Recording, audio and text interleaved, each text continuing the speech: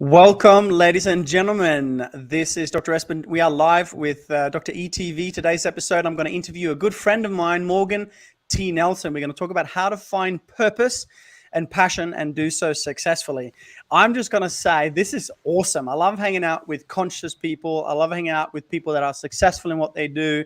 And in that regard, I don't just mean, financially successful, business successful, but doing what they love and loving what they're doing. And you're such an awesome example of that. I want to welcome to the show, Morgan T. Nelson. How are you, bro? Woo, mate, I am unstoppable. Thank you so much for having me on, brother. Every time I catch up with you, have a conversation with you, it's just always good vibes, good energy, good intentions. And man, so I'm stoked that you got this thing running and I'm fired up to be a guest, bro, and bring some value to your people. You know it. And today we're going to talk all things success and fulfillment and all the above. You and I go back how many years now? Man, it's going to be at least about 6, 7 years. Yep. And I Yeah, to remember my wild I've party seen you. days.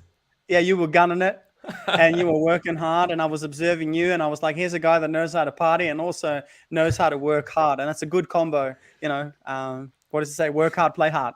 Yeah, absolutely. Yeah, I would have been probably 22. 22. I'm Yeah. 28. I'm 28 now. I'm 29 this year. So yeah, good.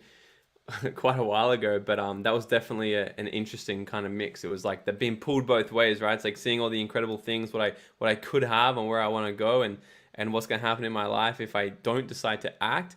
But then also just being a human as well. And I think it's like I look back on all those times and I say to my friend Reese, who we both know, right? I say, man, I'm so glad that we did all that wild shit back then because if we had the money that we have now doing that stuff, it'd be reckless. But also, like, it's just so incredible that we get to experience that and we got it out of our system because I never want to be someone who creates this life and creates this success, right? And then gets to this finish line and then goes far out. I wish I did more in my 20s or my 30s or whatever, right? So I always love that. Dude, I love that too. And this is so cool. People are watching already. Matthew's on, Lisa's on. You guys are loving it. So good to see you. Drop us a line in the chat section as we go through if you guys have any questions. I couldn't agree more. I would rather have made mistakes and learned from them than never have made mistakes at all. And partying is not necessarily a mistake. I'm happy I got a lot of that out of my system. I was a bit of a wild man myself, and I've certainly learned a lot from that. Let me do a quick intro before we get into some epic questions here, guys. Morgan is a 28-year-old Gold Coast local who went from being emotionally and financially broke at the age of 21 to financially free at 23. He's built a six-figure online business in the network marketing space as well. This is something I want to touch on today in the social setting or network marketing as such, which is you did that so well and with integrity. There's nothing more annoying that when someone's in a social selling or, a network kind of marketing and they're continuously hassling you. It's like, dude, get off my back. I've said no, how many times, and you keep on pushing, you're losing rapport with me, but you've never done that. You've always been integral within doing that. And I think that's a balance that we can, that's worth discussing today and how to be successful within that. And, you talk about some of the greats in the world. Robert Kiyosaki, he's come out many times saying, if you want to be wealthy in the future, network marketing or social selling is something to really, really pay attention to. I know you've spoken on stages all over the world in front of 5,000 people on a stage in 4 different countries, and you've done some amazing stuff. I've seen you also really do well with your podcast, Dream Out Loud. And I want to talk about this method of yours as we get to it. So today also asking, how do you start and or launch a successful podcast? You've done that so beautifully. And I've learned a lot from you, soon to be launching ours as well. So tell us, first question, we're talking about going from being emotionally and financially broke to stepping into finding your method, developing your message to the world, and then sharing that to the world. What would you say is the first step for people out there watching, listening right now? They might have an idea. They might have given birth to that idea. They want to be successful within that idea. And maybe they have been, or maybe they haven't even started yet. What would you say is one of the key elements to success that you've embodied? Yeah, I love it, man. This is a big one. Obviously, I could talk for like I've got my seminars coming up this weekend. It's gonna be nearly 40 hours across 3 days, right, on this thing. So I'll condense it into like 10 minutes. But and literally before I come on here today, I was redesigning content stuff this weekend, and I think some of it has changed again because like I would always say, how I'd originally answer this question would say, the number one thing you must do is to change your environment. Like, you must be in the right environment. So there's 4 pillars of building your dream life, right? There's 4 pillars, and there's like so many books and avenues and courses and things you can do out there. And my goal is to simplify it for people as much as possible and to give them real frameworks to follow, right? But I would say, the first thing you must do is, you need to be in the right environment, and you still could, but I was designing a bit of content. I was talking a lot about fixed mindset and growth mindset, which I'm sure a lot of your listeners probably already aware of. And as I was designing it, I was giving some examples of a fixed mindset. I just really started to think back to how I used to be fixed mindset. And it was like, some of the things was, a fixed mindset person believes that it is what it is. We either got it or we don't. And our skills are just is, and some people are smart, some people aren't, some people are rich, some people are poor, and that's just the way it is. And I remember when I finished school, I had that mindset because I finished, and my teachers, the people at school were telling me that, in fact, they even said to me, Morgan, you haven't done very well at school. In fact, we would recommend you go and do something as a tradesman, or get a trade or something with your hands, because, you're not going to amount to too much in the corporate world. So we don't recommend you do anything in writing, reading, journalism, or speaking. And then here last year, I wrote my first book. I've spoken to tens and tens and tens of thousands of people around the world. I've got a podcast. It's a very interesting thing, right? Because obviously some things shifted along the way, but I would say the first thing people need to assess what's happening inside of here is their mindset fixed, or is it actually set for growth? And the first thing you can look at that is if you're unhappy with where you are right now, and you're like, I do want to create more. I have this desire. Because I think if everyone was to actually close their eyes for a moment and ask themselves the question, if time and money were of no issue to me, what would I want to be doing? They would probably think of something. And then the thought that follows right after that is going to tell you what you need to focus on first. If the thought says, oh my God, I'd love to do that, how can I create it? Great, you're in a growth mindset. But if the thought is, oh my God, well, I could never do something like that, that's not for me, etc., then you're thinking in a fixed mindset. So if that sense, the first thing is actually switch to be like, well, everything and anything is possible, okay? So the first steps from there is actually switching into a state of going, everything's possible. I can have and be and do anything. And then switching up and going, what's the first thing I need to do? I need to be in the right environment. So I thought to myself back when I was, 18, 19, 20, going through his reckless years, I just started to think about that. I said, if I keep surrounding myself with these people, chances are I'm going to be just like them in 5 years. But how can I start to ask these questions? How can I, instead of why me, said, how can I start to get around people that are embodying a fantastic quality of life? Not just money, but success, relationship success, joyful, you know what I mean? And that was the first thing for me. So if people are watching, they're like, I have this in the thing, I want to do this, the first thing, you need to go, it's so important to focus on the people that you're around, right? Because they're either going to be celebrating you or they're just going to be tolerating you. And we get to choose which group we want to be in. I love that. So first step, environment. Show me your friends and I'll tell you exactly who you are. In my 168-hour Life by Design template, I literally count every single day exactly what I'm doing, how much time I'm spending, and what it's returning on the investment in terms of time, in terms of energy, in terms of happiness, in terms of money. And one of the things that I've measured is a thing I called master. There's two different ways. One is modeling the masters, and two is like high level social connections. So I actually count how many hours a week I'm modeling the masters, how many hours per week I'm spending with people that I look up to. And I ask, can I take you out for lunch? Can I pick your brain? And I'm actually measuring myself spending more and more time with the people I want to be like, and also discerning what kind of people drag my energy down that doesn't serve me. I love this. I love this. Okay. And then you had a question for us. There was a question you wanted to ask ourselves. What was that? I just want to repeat what you just said. I don't know. Sometimes I just go on a tangent and I forget what I say. We just got to get the live things to say because it changes every time. But I think, I was just sort of redesigning, because here I am, like I'm about to go into my second ever 3-day thing I've done. I've taught this stuff for years all around the world. So, and I'm sure you're the same, right? When you teach your content and you do your events, and you probably continually critiquing and continually learning more and evolving and evolving. I remember John Maxwell. I was at an event John Maxwell was speaking at, and he's like, I created a book years ago called Developing the Leader Within. And then just a few years ago, I created the Developing the Leader Within 2.0. And he goes, the reason, because when I wrote the first book, I knew this much. And then 2 decades later, I knew this much. So then I wrote a new book about it. So I'm continually just changing. And it's really interesting because nearly every podcast I'm on, every 90 days, because now I'm going completely into this, going like, what does the people need who are completely on this path of going, I'm not entirely sure what I want to do. I'm a bit lost, lacking clarity, lacking confidence, certainty. What is the formula for them to follow? And I was just redesigning it again. I was like, I really think that firstly it comes down to, because I can give them the formula. And you've probably seen as well, you can give people literally a roadmap. Here it is.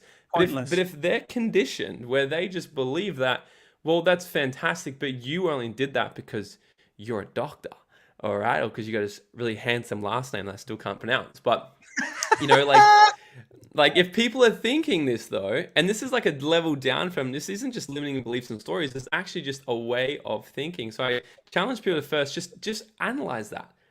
I like to ask myself the questions, be like, so if you look at the thing that you want and you say, maybe this was the question, and I ask myself, great, I can see this vision, I can see this future, I can see my dream. How can I create this? Or what's my next step? That's a fantastic, empowering question. That's a growth mindset. But if it's fixed, it might be something like, well, I can never do that.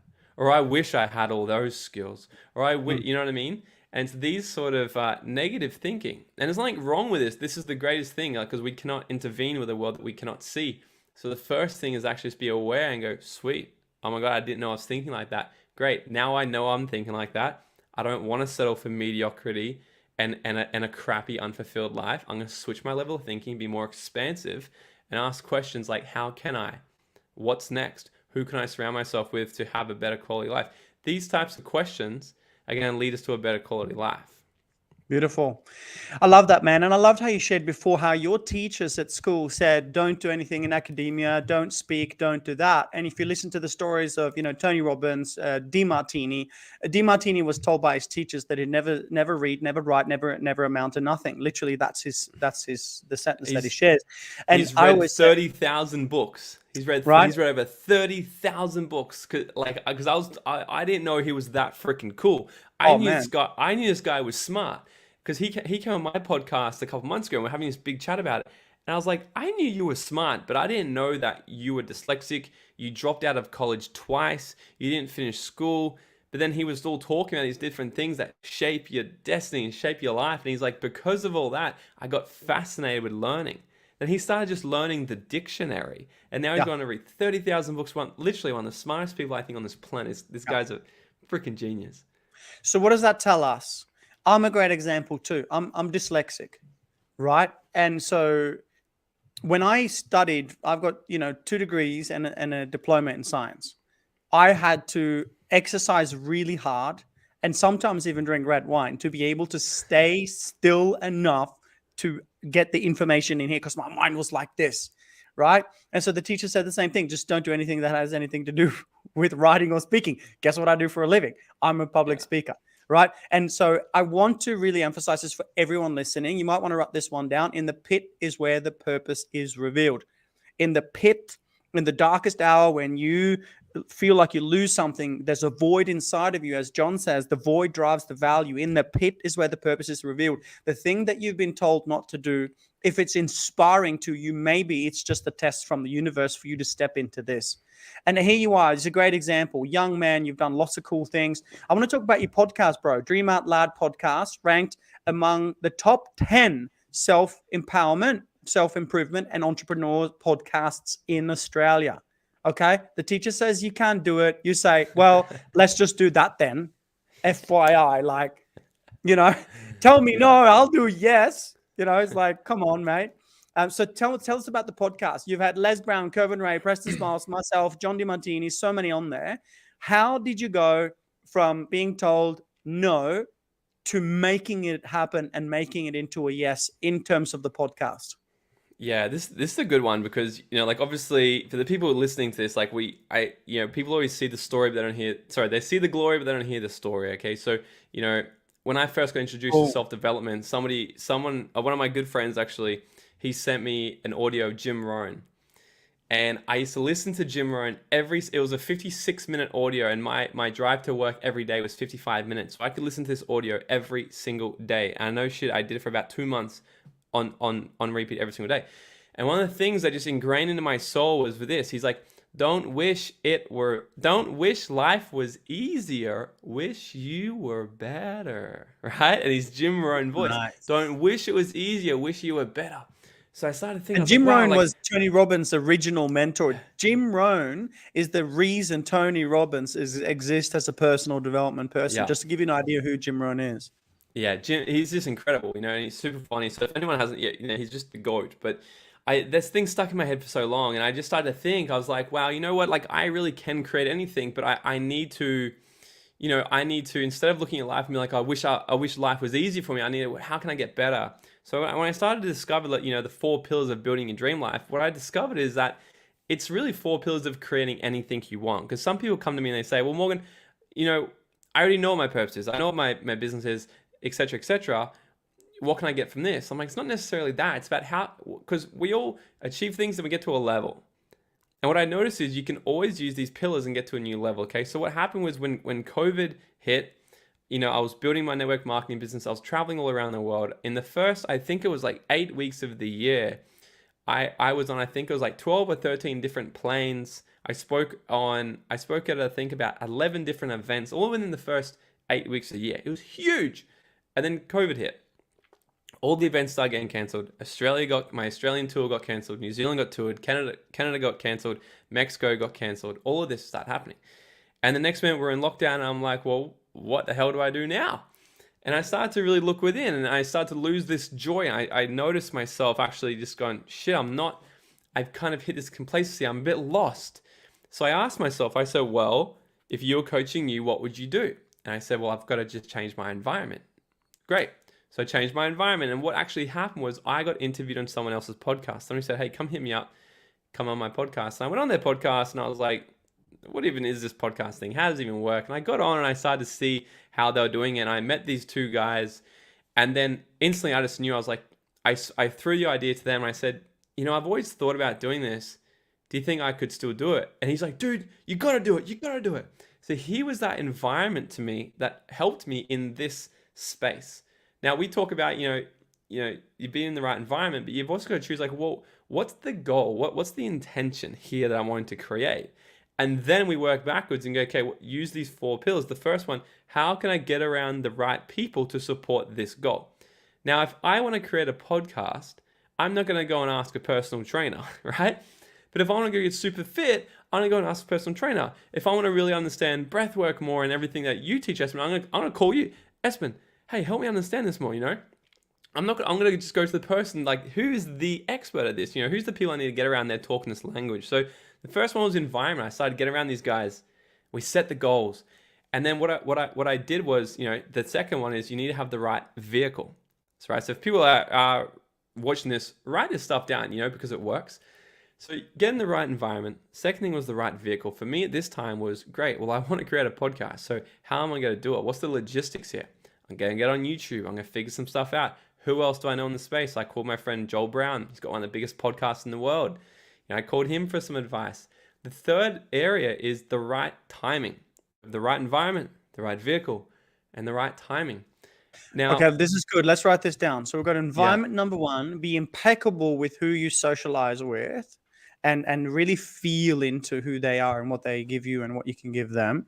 So environment number 1, vehicle number 2. Okay, yeah, can you and give us a couple of examples of vehicles? What does that mean? yeah, okay. So when I was 21 years old, I was a carpenter. I was an apprentice carpenter at the time, completely hating what I was doing. I was working 60 to 70 hours a week as a carpenter, and I thought that was just all I was going to do. But I started to look for different ways. I was like, I want to create another income stream because I think I want to start buying property, because in Australia, it's the great Aussie dream, right? Go buy a property and you do all this, okay? And so on this hunt, it forced me to actually go, because it all comes back to, okay, I first had this vision. I had this vision. I want to create wealth. I want to create a life where I could just travel and have fun. Cool. Who do I need to be around? So I started, while I was on this journey, I was getting on YouTube. I was going to free seminars and all this stuff because I was so poor. I remember like I was, I'm 21 years old, an apprentice carpenter. I was making about $550 a week, living out of home. It was wild.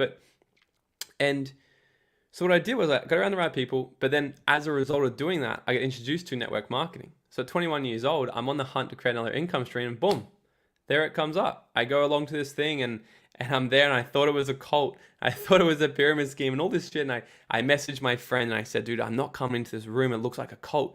And he said, remember that you're broke. Come inside. I was like, yeah, okay. You try anything or you try nothing. Right? Okay. Exactly. I like Because it. here's the thing. He had a quality of life that I wanted. He was happy. He was wealthy. He had all his property, all his income. He was living a great life. So it doesn't take a genius to figure that one out. If someone has the life you want, gives you advice or tells you to do something, just take it. Right? So that's what I did, right? So the vehicle for me at that age was network marketing. Okay? And then, so it really depends on what the vision is. So if you're setting a vision to create financial freedom, you best go start to find some vehicles that create financial freedom. If the vision is to create personal freedom, you best go and get around people that are doing that and teaching that type of stuff, like what you do, right? It's like, how can I just get to this space where I just feel at peace? And right? If your goal is to become absolutely freaking jacked and compete in a body competition, go and get around those people and choose the vehicle. In this case, might be who's the right coach for me. What's going to be the right journey? The vehicle is something that's going to take you from where you are to where you actually are, where you want to go. However, you could have a Ferrari sitting in your garage and you could have the best people in the back seat. But if you don't tap into the last two, then the Ferrari isn't going anywhere. Because the third one is the right timing. And this is the most simplest thing, but so many people don't do it. See, there was this guy called Colonel Cortez. And he led a ship of his army from Cuba to Mexico centuries and centuries and centuries ago. And he gets to the bay, and their intention, right? He knew his intention. We're going to take over. We're going to beat the Aztecs. He knew the intention. We're going to beat the Aztecs. Turns out, he had his vehicle. He had his army. Turns out when he gets to the land, he notices that they're wickedly outnumbered. So he had a decision to make. So what he said to his men, he said, turn around, burn the boats. And they're like, what? What do you mean burn the boats? Like, how are we going to get back? Yeah, the Vikings were the first in the world to do that. Right? Yes. And he's like, burn the boats. And his men couldn't figure it out, right? And they're like, what is this? This guy's lost his freaking mind. And he said, burn the fucking boats, because here's what's going to happen. One of two things will happen. We're going to win, or we're going to die fucking trying. They made a complete decision. Now, this is the thing. Absolutely. Do you know how many people have told me along the way, Morgan, and my parents especially, it's like, Morgan, well, don't you want to keep all your carpentry tools in case if you ever come back? I'm like, why would I ever come back to that when I'm so certain about where I'm going? So we need to completely commit. And this is the thing that people screw up all the time. They're 99% committed to their dreams. They're 99% committed to themselves. Acting like it's 100 and playing in the 50s, 60s, and 70s. Yep. What if, And I always ask people, right? So for the women that are watching this right now, okay, get this. If your man comes home and they say to you, baby, I'm 99% sure you're the woman of my dreams. What's going to be your answer? What's going to be your answer? What about the 1%? Right? And then the men are thinking, what do you mean? I've given you 99%. What else? What more do you want? And then the women are like, I want that 1%. And guess what? So does your dreams. And let's just goosebump moment. Let that sink the fuck in just for a moment. It's the simplest thing. It really is. But this one thing, because when you go completely all the way in and you go that one little extra %, it's like a total cannonball in the water instead of just tipping the toes in. When you stop flirting and you freaking marry your dreams, you marry your goals, you marry your vision, then you will find a way.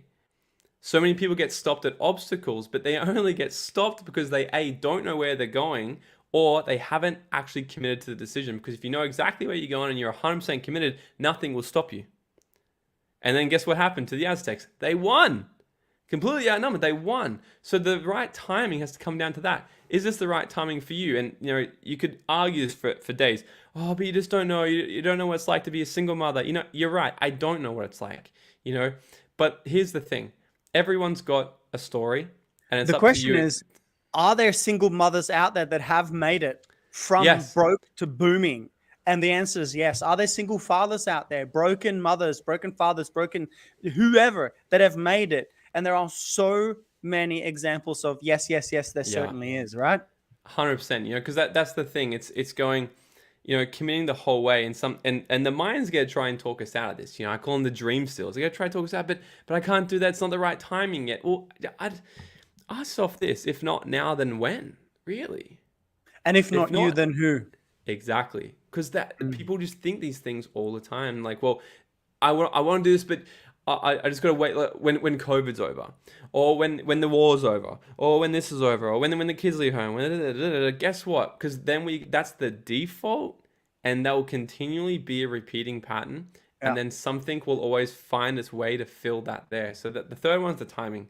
Fourth one is the favorite one, is just simply becoming the right you. Okay, so we're talking about the podcasting. Okay, so I've gone on the journey, but here's the thing, and I'm sure I sure like you totally agree as well. It's like if we don't master this in a game, we're not achieving shit. So I could literally tell people right here, here's how you go build a podcast, A, B, C, D, but then they won't do it because they don't do the I always say internal the things. same thing, bro. Like if you wanted information, and if information was what you needed, you'd go on YouTube, you'd go on Google, you'd find the information, and it's all there. So why aren't more people actually doing it? It's not just the information, it's many other parts to it, transformation and so on and so forth. Yeah, love it.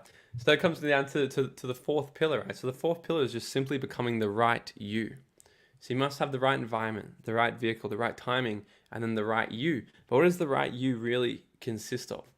It's having the right belief system, the right value system, and just the right attitude. If people only take one thing from this today, just one thing, okay, is just embodying the right attitude. Because there's three kinds of people in the world. The first person will sit there and they'll complain about the wind. They'll complain that this isn't working for me. This is screwing up. The wind's not going in my direction. Poor me, right? But write this one down. There's no such thing as a rich, happy, living on purpose victim. There just isn't. I've searched high and low. They just don't exist. Okay? Because victims turn to victors when they see it happening for them, not to them, as we say, yeah? I love it. Right? So the first person, they'll complain about the wind. The second person, they'll sit there and they'll just hope, right? They'll put their crystals out, or they'll wait for the full moon. But then they What's take wrong no. with crystals, bro? Hey, but yeah, you need to integrate the crystals with a little thing called action as well, right? Yes, I knew you were gonna say action. Yes, like I just blow this out of proportion because it's always a funny generalization, right? Like I have crystals as well, I love them, but it's like I say because there's these types of people that they'll put the crystals out, or they'll just meditate, or they'll continually keep doing the same thing, hoping that they just hope. That's the big thing here. The second person, they just hope that the wind will change for them. Okay, they just hope that it's going to change. But then the third person, they just get up and they change their fucking sail. They're like, the wind is not going in my direction. I don't like this. I'm not going to accept this no longer. And I'm going to be the master of my life. I'm going to change the mask in the direction I want to go. And if the wind changes in 10 minutes, I'm going to adapt to that again. And I'm going to keep adapting and keep adapting and keep adapting until I get to my destination. And it's truly just embodying the mindset of being like building resilience. Because if you've got all these four things in place, if you've got the right support people around you, if you've got the right vehicle, you've completely made the decision and you're becoming the right person with a resilient mindset, you've got empowering beliefs that work with your value system. Right? That's the whole conversation on its own. Yeah. Right? Yes, like completely in alignment. Because I've been in life before where I thought that the vehicle I was doing, the things that I was doing was my purpose. Yeah. but it was This is other this is a people's. huge topic. This is a very important topic. Very often we project to ourselves and to the world that our values, that what we truly love in life is different to what it actually is. So if you go back, for example, like I was doing, fitness figure, which is like a small version of bodybuilding. I came fifth in America. That was like the thing. Whoa, I want to be super big and strong. And my values evolve, like your values have evolved, like everyone's values evolve over time. So I went from look at me on the outside to thinking about what about me on the inside. So it shifted from doing the whole bodybuilding thing into, more to yoga and then Ninja Warrior and other things. So it's important and really, I think, critical to take note on this. Write this question down. What are my true values? My true values, not those I project and want to be, because maybe running a podcast is not your value. Maybe 100%. being a leader is not a part of you. Maybe your purpose is to be the best mother in the world. Maybe your purpose is to do something so simple as to be a florist or a gardener and just to work in your garden. That is a beautiful purpose. So it doesn't need to be changing the world, doesn't need to be grand. But if it is, or whatever it is, be sure to just remove interference and blockages and just find what you love. And when you do, that's when you step into it fully, no matter what it is. And I think these 4 pillars that you're talking about is so critical, bro, because it allows us to step into whatever our purpose is and whatever our passion is and make no excuses. Because what if never went to the arena, right? Later, I should. You should all over yourself. You shoulds become a must when it's critical enough. So why don't you just do it now so it doesn't end up in a critical situation? Dude, I love this. Yeah. And for people like, because I love that you said that, because you said it's like if podcasting might not be for you, which is so true. Because I'm sure you're the same. It's like I got into this space because I just love to see people win. Like I just want to see people win. And what I really hate, it's a love-hate. Like I probably shouldn't even say it, but it's like some people, they get a gust of wind. They're like, I'm so excited about life. I'm going to try this thing. Now, like look, it's probably so much better than what they were doing, not attacking life. However, it's like they're actually embodying other people's value systems. That's the thing. So that's why it's so important to choose this environment. Not only just an environment that's going to be like, yeah, do what we're doing, but an environment that empowers you to do what you want to do. There's a huge difference. I've been in environments before that are like, you got to do this, you got to do this, and we've all seen it. Parents, right? Think about this growing up. Your dad says, your mom says, no, you can't work with flowers. You need to be an accountant. Yeah. And the little one's like, oh, I just want to play video games. I just want to do that. And they're like, no, you go and do this. And so we shrink our own magnificence and we forget who we are in our value system. So this is perfect, bringing us back to the truth of who we are and then stepping into that. Because you can't fail when you have inspiration. As I say, an inspiration is like an internal pull. It's like a magnet. It draws you in. It requires no energy to be inspired about something, but to need motivation as an external push, you're going to run out of energy. So every time you say I need motivation to eat clean or exercise or to do this work or to go to work or whatever, it's actually not aligned with your values, because if it was, you would be inspired to do it. And that's what's so cool. That's why I do so well in what I do and you do so well in what you do, because it's our value system and we're inspired to do it. You put me behind a computer and ask me to be an accountant, not that there's anything wrong with that, but for me as a high energy kind of person, if I have to sit like this for a month, I'd be freaking depressed as well. So it's very often, as I say to my patients and students, you've got to remember that so often the hesitation, procrastination, frustration, desperation, and depression is not a disease, but maybe your higher self teaching you how, or showing you how what you're doing may not be part of your value system, may not be part of your purpose. Yeah. And just then I just had like, I know that there's someone watching this right now and they're thinking, well, that's me. I'm in this job, but how do I know if this, here's the thing. If you find yourself saying, well, I've got to do this, well, I have to do this, or I should do this, they are indications that you're living a life according to someone else's value systems. So like you said before, if you keep shooting, you go shoot all over yourself. So the moments, the things in our life when we're like, well, I got to do this, I have to do this, or I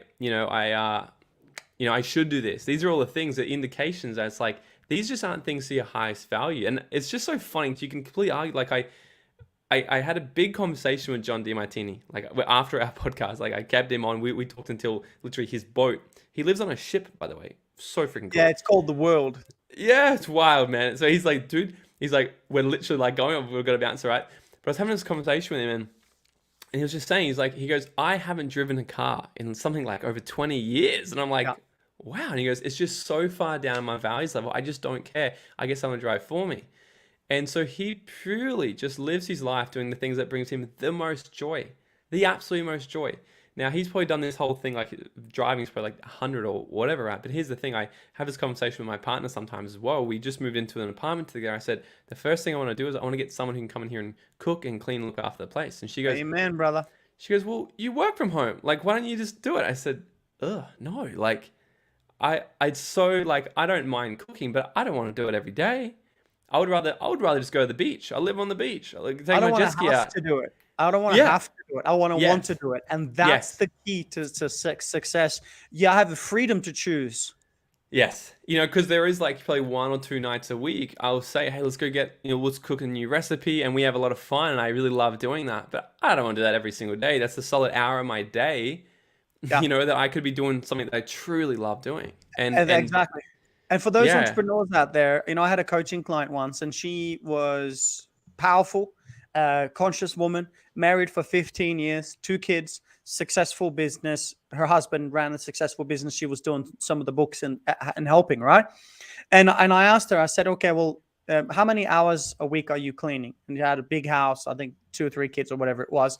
And she calculated it over the week, and she came back to me next week. She counted it, 15 hours in total, washing clothes, cleaning dishes, cleaning the house. And I asked her, I said, it's really great if you're really passionate about cleaning, but tell me, are you passionate about cleaning and doing these things? And her response was like, F no.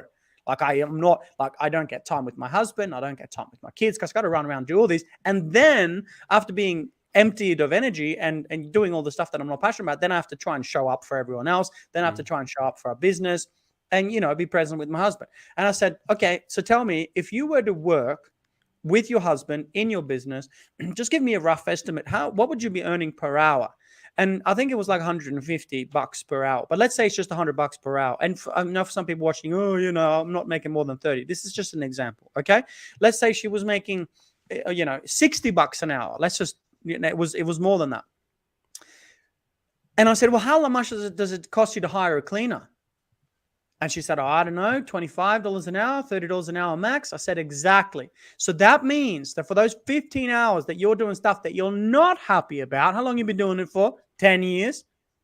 Come on, add up those hours, add up that stress. I said, for every hour you get a cleaner in, you free up an hour, it costs you, let's say $30, you make $60. That means you make $30 for every hour you're not cleaning. And she freaking fell off the chair.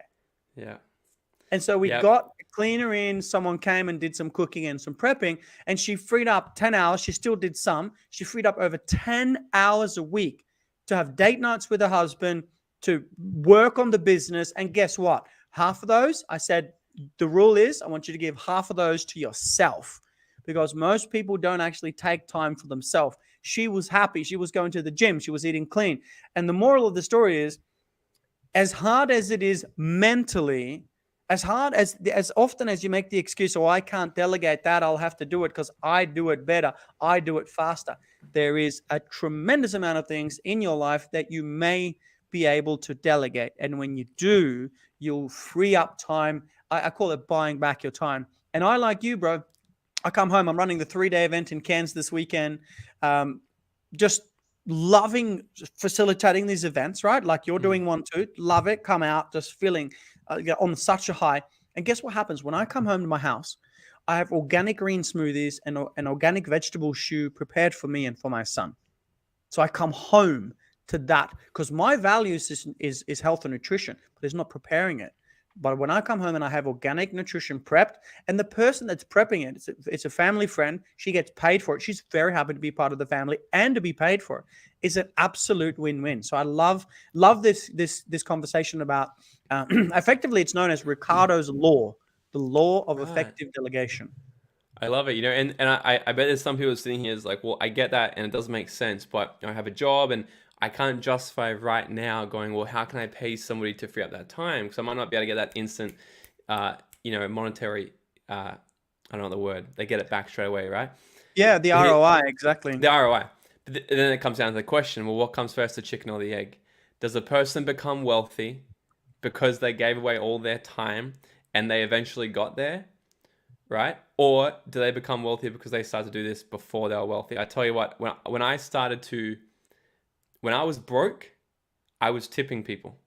I tipped like I was rich. And that, like, you know what I mean? It's interesting thing I heard a That's long why time ago. Dr. It's like, DiMartini wears a suit every day, because he said, "I yeah, dress like I dress like I want to, evolve and what I want to yeah, become." He wears a suit every day. I'm like, that's yeah, cool. yeah. It's an Love it, interesting dude. thing because it's like I like I'm a lazy person. Like, and I'm sure like most successful people are. We find ways to how can I hack the system? How can I get what I want a lot faster and sooner? And I just found that it's like, do rich people become rich? Do they tip because they're rich, or do they become rich because they tip? Right? Good Do question. do you get to have a life where you've got people making you smoothies for you and cleaning and doing all these things? Or like, do you get to have that because you are who you are? Or do you become who you are because you've been doing that for a long time? That's the question to start thinking Spot about. on. And the question is when. Like if you're happy doing all the things you're doing, keep doing it. Yeah. But if you're not, how long? If you save $5 an hour, if you save $50 a week or $100 a week, save up some money and maybe even exchange services. There's so many different ways. I've got one last question for you, brother. Yeah. And this is a question I love ending my interviews with.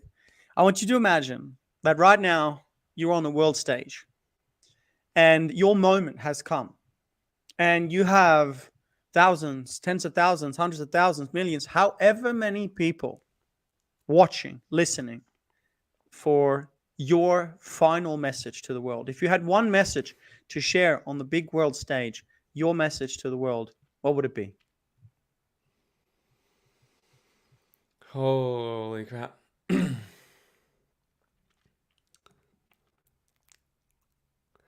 Stop believing the lies and the stories you've been told throughout your life that are putting limits and ceilings on your potential. Go deep, go within, find that true burning desire, the reason why you're here, the reason why you're living, and what you are yet to impact and do, and relentlessly pursue that, unapologetically pursue that, and stop giving a fuck what other people think.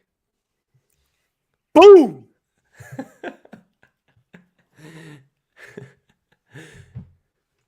Beautiful. Morgan T. Nelson, it always has been and always will be a pleasure, brother. I'm so proud of you for what you're doing. I'm wishing you the best in your amazing event coming up this week. It's tough to run events in these environments, but you and I have kept on going. When they zigged, we zagged, and we've come out on top. So I just want to say I see you, I love you, I appreciate you. Thank you for all you're doing. Go and check out the Dream Out Loud podcast.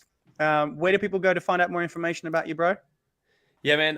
Instagram's the best spot for me. At Morgan T Nelson, hit me there. Instagram's my spot. Come hang out there. I literally I'm pumping, man. I'm pumping more content and value out on that place than freaking anyone I know right now. So go and hit us there. The podcast Dream Out Loud, obviously. Our episode that we did together was still one of my favorites. Absolute freaking fire banger. Boom.